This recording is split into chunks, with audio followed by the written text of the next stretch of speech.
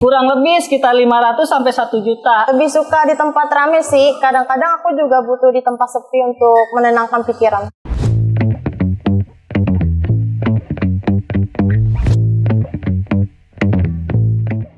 Hai, aku Sabina. Aku sebagai pelaku UMKM. Hai, nama aku Zakia. Profesi aku sebagai karyawan. Perkenalkan, nama saya Prince Galang. Saya sebagai kreator digital. Halo, perkenalkan aku Yoris Sendani. Aku mahasiswi.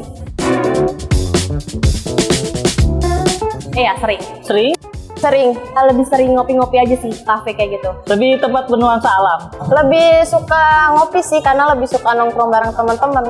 Pengen sih Kak, tapi kalau lebih pengennya sih di rumah aja, lebih asik juga. Terus kalau ada kerjaan sih aku pengennya kerja gitu, nyari duit.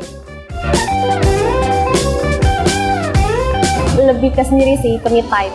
Saya lebih menyukai tempat yang sepi karena untuk menikmati me time sendiri dengan nuansa alam. Lebih keseringan bareng teman sih, tapi kalau lagi banyak pikiran tentang pekerjaan, aku lebih suka sendiri. Aku lebih suka tempat yang sepi sih, asal nggak ada asap rokok aja.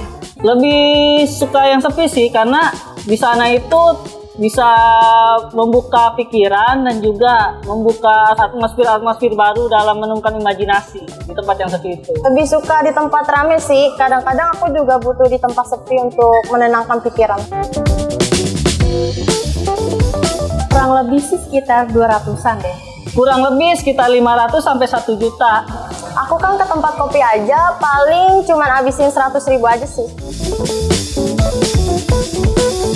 Lebih ke uang sendiri sih, cuman kadang ada temen yang kayak tiba-tiba mau naktir aja, entah kayak ulang tahun atau kayak pajak jadian kayak gitu. Lebih sering pakai duit sendiri.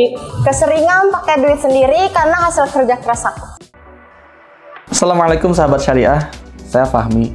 Melihat dan mendengar jawaban dari sahabat syariah tentang hangout bersama teman-temannya. Ternyata banyak yang hangout bersama teman-temannya.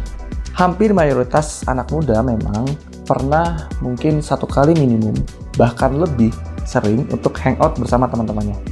Menurut saya ini mungkin masih hal yang wajar ya, karena setiap orang itu punya cara melepas penat yang berbeda-beda. Ada nih orang yang dia memang sukanya me time atau waktu sendiri dengan misalnya baca buku. Ada juga orang yang seneng melepas penat dengan cara traveling, termasuk juga dengan hangout bersama teman-temannya. Dan ini mungkin masih hal yang wajar saja. Tapi ada satu hal yang harus diingat dan diperhatikan baik-baik. Apa itu? Manajemen finansial. Jangan sampai manajemen finansialnya buruk. Atau misalnya nih gampangnya boros, ya tidak teratur keuangannya berlebihan. Hangout apalagi tadi saya mendengar ada yang sekali spending hangout 500.000, 1 juta. Wajar, tapi kalau berlebih coba hitung. Berapa kali hangout dalam sebulan atau dalam beberapa bulan itu mungkin dihitung. Mungkin akan menghabiskan spending yang lumayan besar ya. Nah, pastikan jangan boros dan diatur keuangannya.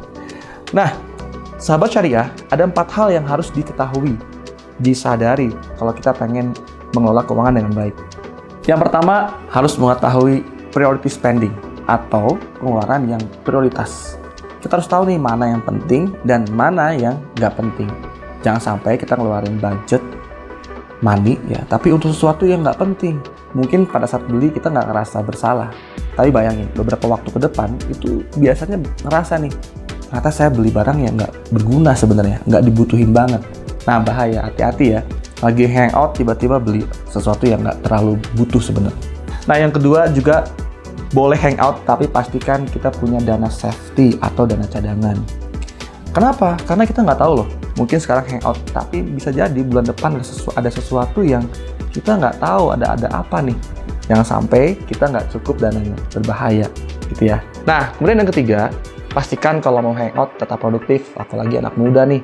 Sekarang bisa sambil bikin konten, kita atau mungkin bikin ide, atau mungkin meeting.